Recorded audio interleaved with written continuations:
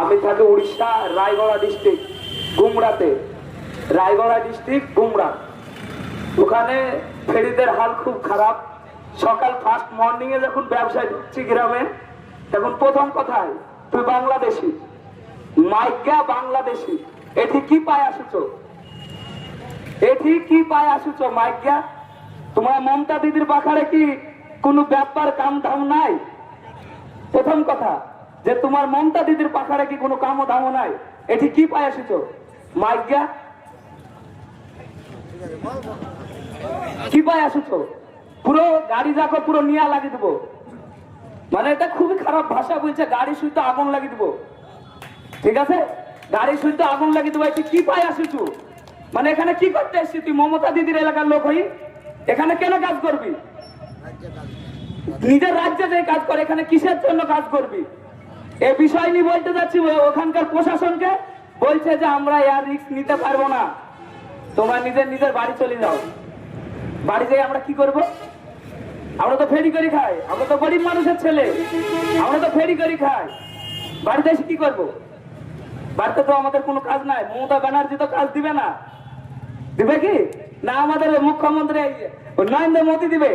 ওরা তো এসির বাতাস খাচ্ছে, ফেরি করতে যাচ্ছে আমরা, তাই তো নাকি? মমতা ব্যানার্জি বলছে অসুবিধা নাই, আমরা আছি তোমাদের সাথে। ও যাচ্ছে নাকি গ্রামে ফেরি করতে? ফেরি করতে তো আমাদের মতো মায়ের বুক খালি করে আমাদের মতো ছেলেপিলি যাচ্ছে। কে যাচ্ছে ফেরি করতে? ও যাবে, ও তো এসির বাতাস খাচ্ছে রিল্যাক্সে, আর আমরা যাচ্ছি যে যুদ্ধ করছি।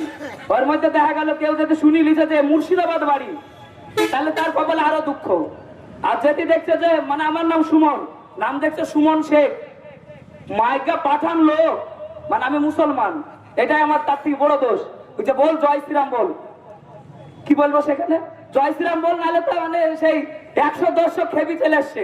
তখন আমি বললাম যে ভাই জয় শ্রীরাম তো তোদের উপরওয়ালার নাম, আমার আল্লাহ উপরওয়ালার নাম, তো তোর জয় শ্রীরামের নাম লিব তো আমার কি হবে?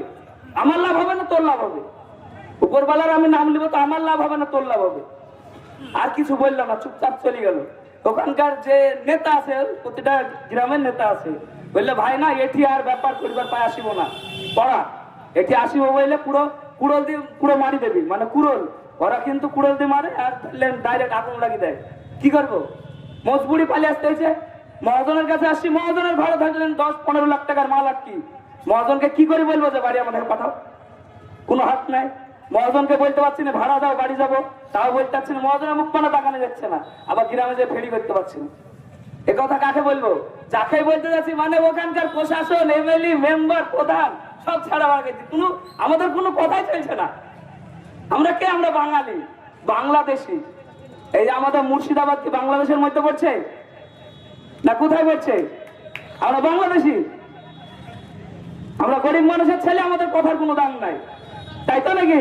যাতে এখানে যদি মানে ওদের কোনো খাস লোককে কাউকে ধরা হয়তো, এতক্ষণ বড় বড় মিটিং মিডিয়া সব হয়ে যেত, কিন্তু আমরা গরিব মানুষের ছেলে, আমাদের কে ধরবে? ওদের তো কত উড়িয়া লোক, কত গ্রামে ব্যবসায়ী, সেই এই ঘাটায় আছে 200 আছে, 200 আমরা ধরে আটকে পারবো না? আমরা যে 100 ফেরি এখানে রিটার্ন এসছি, মধুপুরে 100 ফেরি রিটার্ন এসছি, আমরা এই 200 লক্ষতে একেবারে বগল দাবা করে খেয়ে দেবো, টাইম দিব না। তাহলে আমরা করছি না কেন? মমতা দিদি এটা ধ্যান আসবে না? মমতা দিদি শুধু এসির বাতাস খাবে আর আমাদের বলে ঠিক আছে আমরা আছি। আরে যা গ্রামে যেই দেখ, উড়িষ্যায় যা, যে যুদ্ধটা কর, আমরা কি করে খাবো? আমরা তো আজ তো 3-20 বাড়ি চলে এসছি, তো 5 টাকা কেউ দিছে না, আমরা কি করে খাবো?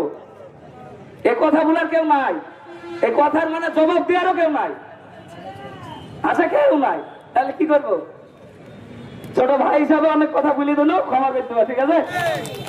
আমার নাম সুমন শেখ, বাড়ি মধুপুর বাজারেই বাড়ি, বাবু।